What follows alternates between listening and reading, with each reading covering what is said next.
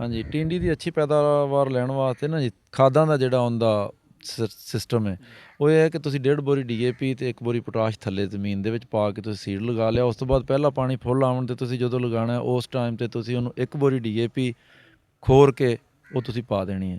ਉਸ ਤੋਂ ਬਾਅਦ ਜਦੋਂ ਤੁਸੀਂ ਇਹਦੀ ਪਿਕਿੰਗ ਸ਼ੁਰੂ ਕਰਨੀ ਹੈ ਉਹ 2 ਤੁੜਾਈਆਂ ਜਿਹੜੀਆਂ ਪਹਿਲੀਆਂ ਨੇ ਉਹਨਾਂ ਤੋਂ ਬਾਅਦ ਤੁਸੀਂ ਇੱਕ ਰੂਟੀਨ ਦੇ ਤਹਿਤ ਯਾਨੀ ਕਿ ਇੱਕ ਨਾ ਰੂਟੀਨ ਦੇ ਤਹਿਤ ਤੁਸੀਂ ਇਹਨੂੰ ਪਾਣੀ ਵਾਲੀ ਪੋਟਾਸ਼ ਜਿਹੜੀ ਹੈ ਉਹਦਾ ਉੱਪਰ ਸਪਰੇਅ ਕਰਨਾ ਹੈ 2 ਏਕੜ ਪਰ ਲੀਟਰ ਦੇ ਹਿਸਾਬ ਨਾਲ ਹਰ 2 ਚੁਣਾਈਆਂ ਤੋਂ ਬਾਅਦ ਬਾਰ-ਬਾਰ ਕਰੀ ਜਾਣਾ ਹੈ।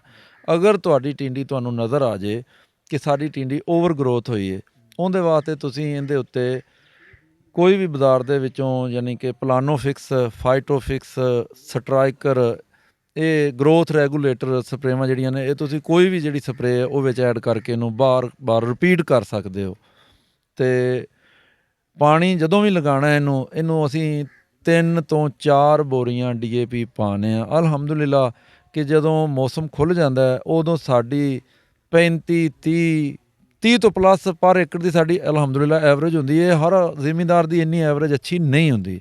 ਲੋਕ ਇਹਨੂੰ 12 14 18 20 ਬੈਗ ਤੱਕ ਲੈ ਕੇ ਜਾਂਦੇ ਨੇ। ਇਸ ਤੋਂ ਉੱਤੇ ਬਹੁਤ ਜ਼ਿਆਦਾ ਗਰਮੀ ਜਦੋਂ ਆ ਜਾਂਦੀ ਉਦੋਂ ਉੱਤੇ ਕ੍ਰਾਸ ਕਰਦੇ ਨੇ।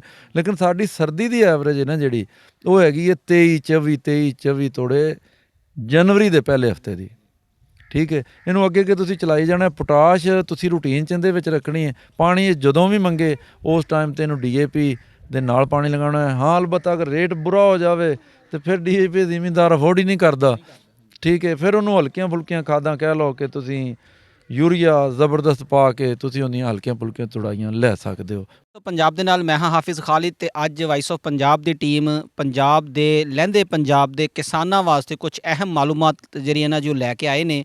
ਅਸੀਂ ਮੌਜੂਦ ਹਾਂ 39 ਈਬੀ ਗਾਉਂ ਦਾ ਰਕਬਾ ਔਰ ਇਹ ਡੇਰਾ ਜੀ ਹਾਜੀ ਮੁਹੰਮਦ ਹੁਸੈਨ ਡੋਗਰ ਸਾਹਿਬ ਦਾ। ਮੇਰੇ ਨਾਲ ਮੌਜੂਦ ਨੇ ਸਰਦਾਰ ਇਲਿਆਸ ਹੁਸੈਨ ਡੋਗਰ ਸਾਹਿਬ। ਇਹਨਾਂ ਦਾ ਬਹੁਤ ਸ਼ੁਕਰੀਆ, ਇਹਨਾਂ ਨੇ ਆਪਦਾ ਕੀਮਤੀ ਟਾਈਮ ਵਾਇਸ ਆਫ ਪੰਜਾਬ ਦੇ ਇਸ ਪੰਜਾਬੀ ਪ੍ਰੋਗਰਾਮ ਨੂੰ ਦਿੱਤਾ।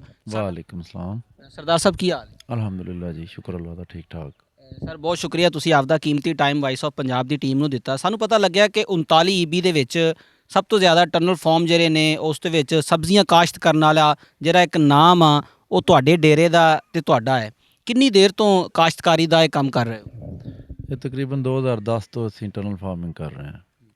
ਖੀਰਾ, ਸ਼ਿਮਲਾ ਅਤੇ ਟਿੰਡੀ, ਮਿਰਚ, ਹਰ ਚੀਜ਼ ਅਸੀਂ ਲਗਾਉਂਦੇ। ਕਰੇਲਾ 2010 ਤੋਂ ਲੈ ਕੇ 2025 ਆ ਗਿਆ, ਕਾਫੀ ਅਰਸਾ ਗੁਜ਼ਰ ਚੁੱਕਿਆ ਤੁਹਾਨੂੰ ਸਬਜ਼ੀਆਂ ਕਾਸ਼ਤ ਕਰਦਿਆਂ ਹੋਇਆਂ। ਜਦਕਿ ਆਰਿਫ ਅੱਲਾ ਦੀ ਸਰ ਜ਼ਮੀਨ ਦੇਖੀ ਜਾਵੇ ਤਾਂ ਲੋਕ ਇੱਥੇ ਮਕਈ ਬਹੁਤ ਕਾਸ਼ਤ ਕਰਦੇ ਨੇ। ਗੰਦਮ ਦੇ ਸੀਜ਼ਨ 'ਚ ਕੁਝ ਲੋਕ ਗੰਦਮ ਵੀ ਲਗਾਉਂਦੇ ਨੇ। ਉਸ ਤੋਂ ਬਾਅਦ ਝੋਨਾ ਬੜਾ ਕਾਸ਼ਤ ਕੀਤਾ ਜਾਂਦਾ। ਸਬਜ਼ੀਆਂ ਜ਼ਿਆਦਾ ਲਾਉਣ ਦੀ ਵਜ੍ਹਾ ਕੀ ਹੈ?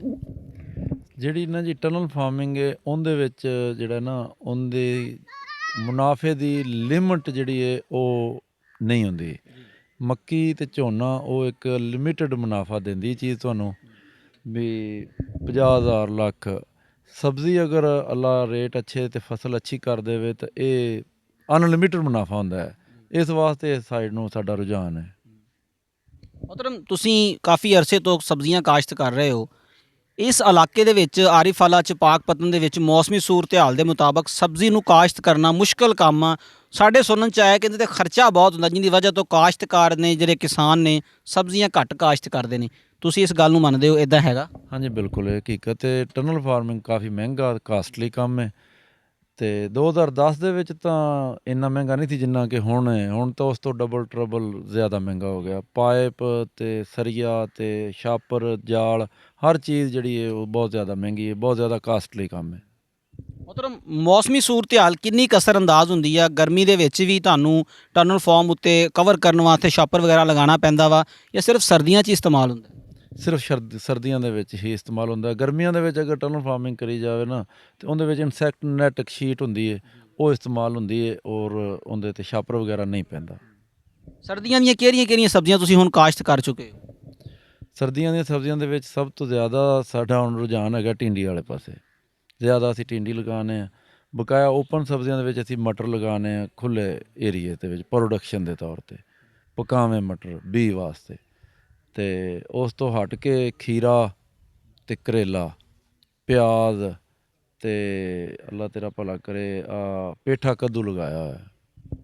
ਕੀ ਕਾਸਟ ਆਉਂਦੀ ਆ ਪਰ ਕਿੱਲੇ ਦੀ 1 ਏਕੜ ਦੀ? ਅਗਰ ਟਿੰਡੀ ਦੀ ਗੱਲ ਕੀਤੀ ਜਾਵੇ, ਤੁਸੀਂ ਕਿੰਨੀ ਦੇਰ ਦੀ ਇਹ ਸਬਜ਼ੀ ਕਿੰਨੀ ਦੇਰ 'ਚ ਤਿਆਰ ਹੋ ਜਾਂਦੀ? ਸਾਡੇ ਕਿਸਾਨਾਂ ਨੂੰ ਲਹਿੰਦੇ ਪੰਜਾਬ 'ਚ ਇੱਕ ਗੱਲ ਵਾ ਕਿ ਜ਼ਮੀਨ ਜਲਦੀ ਫਾਰਗ ਹੋ ਜਾਵੇ, ਅਗਲੀ ਸਬਜ਼ੀ ਜਾਂ ਅਗਲਾ ਕੋਈ ਫਸਲ ਕਾਸ਼ਤ ਕੀਤੀ ਜਾਵੇ, ਸਬਜ਼ੀ ਕਿੰਨਾ ਟਾਈਮ ਲੈਂਦੀ? ਇਹ ਰੇਟਾਂ ਤੇ ਡਿਪੈਂਡ ਕਰਦਾ ਹੈ ਕਿ ਅਗਰ ਰੇਟ ਅੱਛਾ ਹੋਵੇ ਤਾਂ ਫਿਰ ਇਹ ਜ਼ਿਆਦਾ ਦੇਰ ਚੱਲਦੀ ਹੈ, ਅਗਰ ਰੇਟ ਮੰਦਾ ਹੋ ਜਾਏ ਤਾਂ ਫਿਰ ਜ਼ਿਮੀਂਦਾਰ ਉਹਨੂੰ ਕ੍ਰੈਸ਼ ਕਰਕੇ ਨਵੀਂ ਫਸਲ ਵੱਲ ਰੁਝਾਨ ਕਰ ਲੈਂਦਾ ਹੈ। ਟਿੰਡੀ ਯਕਮ ਨਵੰਬਰ ਜਿਹੜਾ ਇਹਦਾ ਬਿਜਾਈ ਦਾ ਆਈਡੀਅਲ ਟਾਈਮ ਹੈ, ਅਤੇ ਇਹ ਠੀਕ 45 ਦਿਨ ਬਾਅਦ ਪਹਿਲੀ ਪਿਕਿੰਗ ਦਿੰਦੀ ਹੈ, ਪਹਿਲੀ ਚੁਣਾਈ ਦਿੰਦੀ ਹੈ। ਉਸ ਤੋਂ ਅੱਗੇ ਤੁਸੀਂ ਇਹਨੂੰ ਯਕਮ ਨਵੰਬਰ ਤੋਂ ਬਾਅਦ ਤੁਸੀਂ ਇਹਨੂੰ ਦਸੰਬਰ, ਜਨਵਰੀ, ਫਰਵਰੀ, ਮਾਰਚ ਦੇ ਕਹਿ ਲਓ ਕਿ ਐਂਡ ਤੱਕ ਇਹਨੂੰ ਚਲਾ ਸਕਦੇ ਹੋ। ਅਗਰ ਰੇਟ ਬੁਰਾ ਹੋ ਜਾਵੇ ਤਾਂ ਫਿਰ ਮਾਰਚ ਦੇ ਪਹਿਲੇ ਹਫਤੇ ਜਾਂ ਦੂਸਰੇ ਹਫਤੇ ਲੋਕ ਇਹਨੂੰ ਕ੍ਰੈਸ਼ ਕਰਕੇ ਮਕਈ ਲਾ ਲੈਂਦੇ ਨੇ। ਮਤਲਬ ਸਬਜ਼ੀ ਦਾ ਇੱਕ ਖਾਸ ਸਬਜ਼ੀ ਸਰਦੀਆਂ ਦੇ ਵਿੱਚ ਚੱਲ ਰਹੀ ਹੈ, ਗਾਜਰ, ਮਟਰ, ਹੋਰ ਵੀ ਕੁਝ ਚੀਜ਼ਾਂ ਨੇ, ਸ਼ਿਮਲਾ ਆ ਰਹੀ ਹੋਏਗੀ। ਤੁਸੀਂ ਸਾਰੀ ਟਿੰਡੀ ਹੀ ਕਿਉਂ ਕਾਸ਼ਤ ਕੀਤੀ? ਬਾਕੀ ਸਬਜ਼ੀਆਂ ਵੀ ਤਾਂ ਕਰ ਸਕਦੇ। ਟਨਲ ਫਾਰਮਿੰਗ ਦੇ ਵਿੱਚ ਨਾ ਠੇਕੇ ਜ਼ਿਆਦਾ ਮਹਿੰਗੇ ਨੇ, ਅਤੇ ਟਿੰਡੀ ਉਹ ਫਸਲ ਹੈ ਕਿ ਜਿਹੜੀ ਤੁਹਾਡਾ ਟਾਈਮ ਜ਼ਿਆਦਾ ਵੇਸਟ ਨਹੀਂ ਕਰਦੀ। ਸਭ ਤੋਂ ਥੋੜ੍ਹਾ ਸ਼ਾਰਟ ਟਾਈਮ ਦੀ ਇਹ ਚੀਜ਼ ਹੈ, ਠੀਕ 45 ਦਿਨ ਬਾਅਦ ਜ਼ਿਮੀਂਦਾਰ ਨੂੰ ਰਿਟਰਨ ਪੈਸਾ ਦੇਣਾ ਸ਼ੁਰੂ ਕਰ ਦਿੰਦੀ ਹੈ। ਅਤੇ ਜਿਹੜਾ ਹੈ ਨਾ ਜੀ ਦੂਸਰੇ ਟਨਲ ਸ਼ਿਮਲਾ ਮਿਰਚ, ਉਹ ਤੁਸੀਂ ਯਕਮ ਨਵੰਬਰ ਨੂੰ ਲਗਾਉਣੀ ਹੈ ਅਤੇ ਮਾਰਚ ਤੱਕ ਉਹਨੇ ਬਿਲਕੁਲ ਵੈਸੇ ਦੀ ਵੈਸੇ ਖੜੀ ਰਹਿਣਾ। ਅਪ੍ਰੈਲ ਦੇ ਵਿੱਚ ਉਹਨੇ ਪਿਕਿੰਗ ਦੇਣੀ ਹੈ, ਮਈ ਦੇ ਮਹੀਨੇ 'ਚ ਵੀ ਉਹਨੇ ਖੜੀ ਰਹਿਣਾ, ਜੂਨ 'ਚ ਤੁਹਾਨੂੰ ਰਕਬਾ ਖਾਲੀ ਦੇਗੀ, ਮਈ ਦੇ ਆਖਰੀ ਹਫਤੇ 'ਚ ਸਿੰਗਲ ਫਸਲ ਹੋਏਗੀ। ਖੀਰੇ ਦੀ ਵੀ ਤੁਹਾਡੀ ਸਿੰਗਲ ਫਸਲ ਹੋਏਗੀ। ਦੇਸੀ ਕੱਦੂ, ਖਰਬੂਜ਼ਾ, ਤਰਬੂਜ਼, ਇਹ ਵੀ ਤੁਹਾਡੀ ਸਿੰਗਲ ਫਸਲ ਹੋਏਗੀ। ਇਹ ਉਹ ਟਨਲ ਦੀਆਂ ਫਸਲਾਂ ਨੇ ਜਿਨ੍ਹਾਂ ਨੇ ਸਿਰਫ ਔਰ ਸਿਰਫ ਸਰਦੀ ਦੇ ਵਿੱਚ ਇਕੱਲੀ ਬੇਲ ਬਣਾਉਣੀ ਹੈ। ਫਰੂਟਿੰਗ ਇਹਨੂੰ ਮਾਰਚ ਦੇ ਪਹਿਲੇ ਹਫਤੇ ਜਦੋਂ ਤੁਸੀਂ ਛਾਪਰ ਉਤਾਰਨਾ ਉਦੋਂ ਇਹਦੀ ਫਰੂਟਿੰਗ ਹੋਣੀ ਹੈ, ਉਦੋਂ ਇਹਨੇ ਆਪਦੇ ਫਲ ਵਾਲੇ ਪਾਸੇ ਆਉਣਾ ਹੈ। ਮਿਰਚ ਦਾ ਵੀ ਸੇਮ ਸੈਗਮੈਂਟ ਹੈ। ਮਿਰਚ ਦਾ ਵੀ ਸਿਰਫ ਪੌਦਾ ਬਣਦਾ ਸਰਦੀ ਦੇ ਵਿੱਚ, ਜਿਹੜਾ 2 ਮਹੀਨੇ ਟਾਈਮ ਹੈ, ਯਾਨੀ ਕਿ ਨਵੰਬਰ ਤੋਂ ਬਾਅਦ ਨਵੰਬਰ, ਦਸੰਬਰ, ਜਨਵਰੀ, ਇਹਦੇ ਵਿੱਚ ਇਹਦਾ ਪੌਦਾ ਬਣਦਾ ਹੈ, ਫਰੂਟ ਨਹੀਂ ਤੁਹਾਨੂੰ ਦਿੰਦੀ। ਟਿੰਡੀ ਵੱਲ ਰੁਝਾਨ ਇਸ ਵਾਸਤੇ ਹੈ ਕਿ ਟਿੰਡੀ 45 ਦਿਨ ਬਾਅਦ ਸਰਦੀ ਦੇ ਬਾਵਜੂਦ ਤੁਹਾਨੂੰ ਫਰੂਟ ਦਿੰਦੀ ਹੈ। ਅਗਰ ਸਬਜ਼ੀ ਮੰਡੀ ਇਹਦਾ ਅੱਛਾ ਰਿਸਪੌਂਸ ਨਹੀਂ ਦਿੰਦੀ, ਤੁਹਾਡੀ ਅਗਲੀ ਫਸਲ ਲਾਉਣ ਦਾ ਤੁਹਾਡੇ ਕੋਲ ਆਈਡੀਅਲ ਟਾਈਮ ਹੁੰਦਾ ਹੈ ਕਿ ਤੁਸੀਂ ਉਹਦੇ ਉੱਤੇ ਬਹਾਰੀਆ ਮਕਈ ਕਾਸ਼ਤ ਕਰ ਲਓ, ਤੁਸੀਂ ਉਹਦੇ 'ਤੇ ਬਹਾਰੀਆ ਨਰਮਾ ਕਾਸ਼ਤ ਕਰ ਲਓ, ਜਾਂ ਕਿ ਤੁਸੀਂ ਉਹਦੇ 'ਤੇ ਹਾਈਬ੍ਰਿਡ ਰਾਈਸ ਕਾਸ਼ਤ ਕਰ ਲਓ। ਕੁਛ ਨਾ ਕੁਛ ਤੁਸੀਂ ਉਹਦੇ 'ਤੇ ਬੀਜ ਸਕਦੇ ਹੋ। ਮਤਲਬ ਤੁਸੀਂ ਸਬਜ਼ੀਆਂ ਦੇ ਬਾਰੇ ਸਾਨੂੰ ਕਾਫੀ ਇਨਫੋਰਮੇਸ਼ਨ ਦੇ ਰਹੇ ਹੋ। ਇਹਦੀ ਕਾਸ਼ਤ ਵਾਸਤੇ, ਜ਼ਮੀਨ ਨੂੰ ਤਿਆਰ ਕਰਨ ਵਾਸਤੇ ਟੂਲ ਵੀ ਕੁਝ ਸਪੈਸ਼ਲ ਨੇ, ਜਾਂ ਆਮ ਹੀ ਸਾਰਾ ਕੁਝ ਇਸਤੇਮਾਲ ਜਿਹੜਾ ਬਾਕੀ ਮੱਕੀ ਵਾਸਤੇ ਇਸਤੇਮਾਲ ਹੁੰਦਾ, ਗੰਦਮ ਵਾਸਤੇ ਹੁੰਦਾ, ਇਹਦੇ ਵਾਸਤੇ ਸਪਰੇਅ, ਖਾਦ, ਉਹਨਾਂ ਦਾ ਖਰਚਾ ਕੀ ਹੈ? ਇਹਦੇ ਵਾਸਤੇ ਜ਼ਮੀਨ ਦੀ ਤਿਆਰੀ ਵਾਸਤੇ ਕੋਈ ਅਲੱਗਾ ਖਪਾਈ ਕਰਨ ਦੀ ਜ਼ਰੂਰਤ ਨਹੀਂ ਹੁੰਦੀ। ਰੂਟੀਨ ਨਾਲ ਹੀ ਜ਼ਮੀਨ ਤਿਆਰ ਕਰੀ ਜਾਂਦੀ ਤੀ, ਜਿਵੇਂ ਆਮ ਆਪਾਂ ਕਰਦੇ ਹਾਂ। ਮੱਕੀ ਵਾਸਤੇ ਝੋਨੇ ਦੀ ਜ਼ਮੀਨ ਘੱਟ ਤਿਆਰ ਹੁੰਦੀ। ਮੱਕੀ ਦੀ ਜਿੰਨੀ ਕੁ ਜ਼ਮੀਨ ਪਲਾਂਟਰ ਵਾਸਤੇ ਕਰਦੇ ਹਾਂ, ਉਹੋ ਹੀ ਸੇਮ ਹੀ ਪਲਾਂਟਰ ਨਾਲ ਇਹਦੀਆਂ ਖੇਲਾਂ ਪੈ ਜਾਂਦੀਆਂ ਨੇ। ਜ਼ਮੀਨ ਦੀ ਤਿਆਰੀ ਰੂਟੀਨ ਦੀ ਹੈ। ਰਹਿ ਗਈ ਗੱਲ ਖਾਦਾਂ ਦੀ, ਅਤੇ ਖਾਦ ਇਹਦੀ ਬਿਜਾਈ ਦੇ ਟਾਈਮ ਯਾਨੀ ਕਿ 1.5 ਬੋਰੀ DAP, 1 ਬੋਰੀ ਪੋਟਾਸ਼, 1 ਏਕੜ, ਇਹ ਅਸੀਂ ਬੀਜ ਲਗਾਉਣ ਤੋਂ ਪਹਿਲੇ ਪਲਾਂਟਰ ਦੇ ਨਾਲ ਘੇਰ ਦਿੰਦੇ ਹਾਂ। ਪਾਣੀ ਦੀਆਂ ਜਿਹੜੀਆਂ ਰੂਟੀਨ, ਉਹ ਕਿੰਨੀ ਦੇਰ ਬਾਅਦ ਲੱਗਦਾ, ਕਿੰਨੀ ਵਾਰੀ ਪਾਣੀ ਲੱਗਦਾ? ਇੱਕ ਅਗਰ ਟਿੰਡੀ ਦੀ ਗੱਲ ਕੀਤੀ ਜਾਵੇ, ਟਿੰਡੀ ਦਾ ਸੀਡ ਲਗਾ ਕੇ ਉਹਨੂੰ ਪਾਣੀ ਲਗਾਉਣ ਤੋਂ ਬਾਅਦ ਉਹਦੇ ਉੱਤੇ ਛਾਪਰ ਦੇ ਦੇਈਦਾ, ਅਤੇ ਉਸ ਤੋਂ ਬਾਅਦ ਉਹਨੂੰ ਪਹਿਲਾ ਪਾਣੀ ਕਮੋ ਬੇਸ਼ ਜਿਹੜਾ ਨਾ ਉਹ 40 ਦਿਨ ਬਾਅਦ ਲੱਗਦਾ ਹੈ। ਮੌਸਮ 'ਤੇ ਜ਼ਿਆਦਾ ਡਿਪੈਂਡ ਕਰਦਾ ਹੈ। ਅਗਰ ਬਾਰਿਸ਼ ਹੋ ਜਾਏ, ਮੌਸਮ ਸਮੋਕ ਆ ਜਾਏ, ਧੁੱਪਾਂ ਘੱਟ ਜਾਣ, ਅਤੇ ਫਿਰ ਉਹ 45 ਵੀ ਕਰ ਜਾਂਦੀ ਹੈ। ਅਗਰ ਮੌਸਮ ਸਿੱਧਾ ਰਹੇ, ਧੁੱਪ ਰਹੇ, 40 ਦਿਨ ਬਾਅਦ ਉਹ ਪਹਿਲਾ ਪਾਣੀ, ਉਹ ਵੀ ਅਸੀਂ ਉਹਨੂੰ ਉਸ ਟਾਈਮ 'ਤੇ ਲਗਾਉਣਾ ਕਿ ਜਦੋਂ ਹਰ ਪੌਦੇ ਨਾਲ ਤਕਰੀਬਨ 2-2, 3-3 ਫੁੱਲ ਖਿੜ ਜਾਣ। ਜਿੰਨੀ ਦੇਰ ਤੱਕ ਉਹ ਫਰੂਟਿੰਗ 'ਤੇ ਨਹੀਂ ਨਾ ਆਉਂਦੀ, ਉਸ ਤੋਂ ਪਹਿਲੇ ਅਗਰ ਉਹਨੂੰ ਤੁਸੀਂ ਖਾਦ ਪਾ ਕੇ ਪਾਣੀ ਲਗਾਉਂਦੇ ਹੋ ਤਾਂ ਉਹਦਾ ਰੁਝਾਨ ਬੜੋਤਰੀ ਵੱਲ ਜਾਂਦਾ, ਫਰੂਟਿੰਗ ਵੱਲ ਨਹੀਂ ਆਉਂਦੀ। ਸਾਡੇ ਲੋਕਾਂ ਦਾ, ਕਿਸਾਨਾਂ ਦਾ ਇਹ ਕਹਿਣਾ ਵਾ ਕਿ ਸਬਜ਼ੀਆਂ ਉੱਤੇ ਲੇਬਰ ਬਹੁਤ ਜ਼ਿਆਦਾ ਪੈਂਦੀ ਹੈ, ਇਹ ਗੱਲ ਠੀਕ ਹੈ? ਹਾਂਜੀ, ਇਹ ਗੱਲ 110% ਠੀਕ ਹੈ। ਬਹੁਤ ਜ਼ਿਆਦਾ ਅੱਛੇ ਟਨਲ ਫਾਰਮਿੰਗ ਕਰਨ ਵਾਲੇ ਬੰਦੇ ਇਸ ਲੇਬਰ ਦੀ ਵਜ੍ਹਾ ਤੋਂ ਫਾਰਮਿੰਗ ਛੱਡ ਗਏ। ਇਹ ਕੰਮ ਵੀ ਕਾਸਟਲੀ ਹੈ, ਅਤੇ ਹੁਣ ਲੇਬਰ ਮਿਲਦੀ ਵੀ ਮੁਸ਼ਕਿਲ ਹੈ। ਸਰ, ਕੰਮ ਕਾਸਟਲੀ ਆ, ਅਗਰ ਘਟਦਾ ਗਿਆ ਤਾਂ ਸਾਨੂੰ ਸਬਜ਼ੀਆਂ ਤਾਂ ਫਿਰ ਵੇਖਣ ਨੂੰ ਲੱਭਣਗੀਆਂ ਨਹੀਂ। ਨਹੀਂ, ਇਹ ਦੁਨੀਆਦਾਰੀ ਅੱਲਾ ਦਾ ਨਿਜ਼ਾਮ ਹੈ, ਅਤੇ ਇਹਦੇ ਵਿੱਚ ਨਵੇਂ ਬੰਦੇ ਐਡ ਹੁੰਦੇ ਰਹਿੰਦੇ ਨੇ। ਪੁਰਾਣੇ ਨਿਕਲ ਗਏ, ਨਵੇਂ ਆ ਗਏ, ਪੁਰਾਣੇ ਨਿਕਲ ਗਏ, ਨਵੇਂ ਆ ਗਏ। ਬਾਅਦ ਦਫਾ ਇਹ ਹੈ ਕਿ ਪਾਕਿਸਤਾਨ ਦੇ ਵਿੱਚ ਰੇਟਾਂ ਦਾ ਜਿਹੜਾ ਇਸ਼ੂ ਹੈ, ਅਗਰ ਇੱਕ ਸਾਲ ਸਬਜ਼ੀਆਂ ਦੇ ਰੇਟ ਬਹੁਤ ਅੱਛੇ ਬਣ ਗਏ ਤਾਂ ਬਹੁਤ ਸਾਰੀਆਂ ਨਵੀਆਂ ਐਂਟਰੀਆਂ ਦੇ ਵਿੱਚ ਇੰਟਰ ਹੋ ਜਾਂਦੀਆਂ ਨੇ। ਬਹੁਤਾਤ ਨਾਲ, ਫਰਾਵਾਨੀ ਨਾਲ ਉਹਦੀ ਖੁੱਲ੍ਹੀ ਪੈਦਾਵਾਰ ਅੱਲਾ ਦਿੰਦਾ ਇਹਨਾਂ ਜ਼ਮੀਨਾਂ ਦੇ ਵਿੱਚ ਬੜਾ ਜ਼ਿਆਦਾ ਪੋਟੈਂਸ਼ੀਅਲ ਹੈ ਤੇ ਉਹ ਤੁਹਾਨੂੰ ਕਮੀ ਨਹੀਂ ਆਉਂਦੀ ਆਏਗੀ ਇਨਸ਼ਾਅੱਲਾ। ਇਹਨਾਂ ਨੂੰ ਜ਼ਿਆਦਾ ਸਪਰੇਅ ਤਾਂ ਨਹੀਂ ਕਰਨੀ ਪੈਂਦੀ, ਬਹੁਤ ਜ਼ਿਆਦਾ ਕਿਸਾਨ ਨੂੰ ਖਪਣਾ ਤਾਂ ਨਹੀਂ ਪੈਂਦਾ? ਸਾਡੇ ਕਿਸਾਨਾਂ ਦਾ ਰੁਝਾਨ ਬੜਾ ਘੱਟ ਆ ਸਬਜ਼ੀਆਂ ਵੱਲ। ਨਹੀਂ, ਟਿੰਡੀ ਵਾਹਦ ਫਸਲ ਹੈ ਕਿ ਜਿਹਨੂੰ ਬਹੁਤ ਜ਼ਿਆਦਾ ਸਪਰੇਅ ਤੇ ਖਪਣ ਦੀ ਕੋਈ ਜ਼ਰੂਰਤ ਨਹੀਂ ਹੈਗੀ। ਇਹਨੂੰ ਹਲਕੀ ਫੁਲਕੀ ਸਪਰੇਅ ਹੀ ਹੁੰਦੀ ਹੈ, ਕੋਈ ਜ਼ਿਆਦਾ ਇਹਨੂੰ ਬਿਮਾਰੀ ਵਗੈਰਾ ਨਹੀਂ ਆਉਂਦੀ। ਇਹਨੂੰ ਆਉਂਦਾ ਜਦੋਂ ਫਰੂਟਿੰਗ ਇਹਦੀ ਤੋੜਨ ਲੱਗ ਜਾਈਦੀ ਨਾ, ਤੇ ਅਗਰ ਮੌਸਮ ਦੇ ਵਿੱਚ ਧੁੰਦ ਬਾਰਿਸ਼ ਵਗੈਰਾ ਆ ਜਾਏ ਤੇ ਇਹਨੂੰ ਇੱਕ ਗਲਾਓ ਆਉਂਦਾ, ਉਹਦੇ ਵਾਸਤੇ ਅਸੀਂ ਇਹਨੂੰ ਮਾਰਕੀਟ ਚੋਂ ਕਈ ਤਰ੍ਹਾਂ ਦੀਆਂ ਸਪਰੇਵਾਂ ਨੇ ਉਹ ਅਸੀਂ ਕਰ ਸਕਦੇ ਹਾਂ। ਸਾਡੇ ਕਿਸਾਨ ਬੜੇ ਪੇਸ ਚੁੱਕੇ ਨੇ ਪਾਕਿਸਤਾਨ ਦੇ ਵਿੱਚ, ਬਿਲਖਸੂਸ ਲਹਿੰਦੇ ਪੰਜਾਬ ਦੇ ਵਿੱਚ ਕਿਸਾਨ ਬਿਜਲੀ ਤੋਂ ਤੰਗ ਨੇ, ਪਾਣੀ ਮਹਿੰਗਾ, ਬੀਜ ਮਹਿੰਗਾ। ਕੀ ਕਹਿੰਦੇ ਹੋ, ਸਾਡੇ ਕਿਸਾਨਾਂ ਦੇ ਨਾਮ ਪੈਗਾਮ ਕੀ ਹੈ ਕਿ ਇਹਦੇ 'ਚ ਪ੍ਰੋਫਿਟ ਲੈਵਲ ਕੀ ਹੈਗਾ ਸਾਡੇ ਕਿਸਾਨ ਦਾ? ਟਿੰਡੀ ਦੇ ਵਿੱਚ ਓਵਰਆਲ ਸਬਜ਼ੀਆਂ ਦੀ ਗੱਲ ਕਰ ਲਈ ਜਾਵੇ, ਬਾਕੀ ਮਤਲਬ ਮੱਕੀ ਦੀ ਨਿਸਬਤ, ਝੋਨੇ ਦੀ ਨਿਸਬਤ। ਨਹੀਂ, ਇਹ ਜਿਹੜਾ ਨਾ ਜੀ ਇਹ ਪਰਮਾਨੈਂਟ ਨਹੀਂ ਹੁੰਦਾ। ਸਬਜ਼ੀ ਜਿਹੜੀ ਹੈ ਨਾ ਜੀ, ਇਹ ਸਿਸਟਮ ਹੁੰਦਾ ਹੈ ਤਖਤ ਜਾਂ ਤਖਤਾ। ਹਾਂਜੀ, ਕਦੇ ਡੋਬ ਗਈ ਕਦੇ ਤਾਰ ਗਈ, ਇਹ ਪਰਮਾਨੈਂਟ ਕੰਮ ਨਹੀਂ ਹੈਗਾ। ਇਸ ਸਾਲ ਜਦੋਂ ਤਕਰੀਬਨ ਸਤੰਬਰ ਤੋਂ ਰੱਖ ਕੇ ਸਤੰਬਰ, ਅਕਤੂਬਰ, ਨਵੰਬਰ ਇਹਨਾਂ 3 ਮਹੀਨਿਆਂ ਦੇ ਵਿੱਚ ਜ਼ਿਮੀਂਦਾਰ ਤਿਲਾਂ ਤੋਂ, ਹਾਈਬ੍ਰਿਡ ਰਾਈਸ ਤੋਂ ਤੇ ਪਿਛਲੇ ਸਾਲ ਮੌਸਮੀ ਮਕਈ ਦੇ ਰੇਟ ਤੋਂ ਡਿਸਾਰਟ ਹੋ ਕੇ ਓਵਰਆਲ ਸਬਜ਼ੀ ਵਾਲੀ ਸਾਈਡ ਤੇ ਉਲਟਿਆ। ਸਬਜ਼ੀ ਐਡੀ ਬਹੁਤਾਤ ਨਾ ਲੱਗੀ ਏ ਕਿ ਟੋਟਲ ਹੀ ਸਬਜ਼ੀ ਮੰਦੀ ਏ, ਮਾਰਕੀਟ ਇਹਦੀ ਬਿਲਕੁਲ ਕ੍ਰੈਸ਼ ਹੋ ਗਈ ਏ।